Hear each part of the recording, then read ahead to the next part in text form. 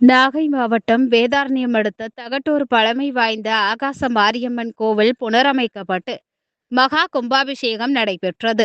நேற்று முன்தினம் விக்னேஸ்வர பூஜையுடன் யாகசாலை பூஜை தொடங்கி இன்று 4ஆம் கால யாகசாலை பூஜை நிறைவுற்று புனித நீர் கலசங்களை சிவாச்சாரியார்கள் தலையில் சுமந்து ஆலயத்தை வலம் வந்து விமான கலசத்திற்கு மகா கும்பாபிஷேகம் நடைபெற்ற தீபாராதனை நடைபெற்றது.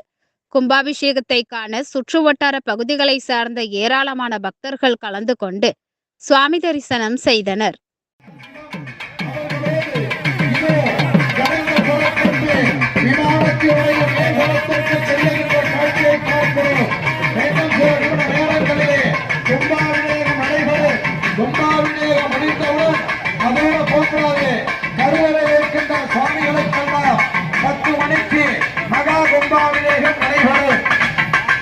கும்பாபிஷேகத்தை கண்டுகளித்து வாசலிலே மகாமண்டபத்தினுடைய வாசலில் நன்கொடை வசூல் செய்து கொண்டிருக்கின்றார்.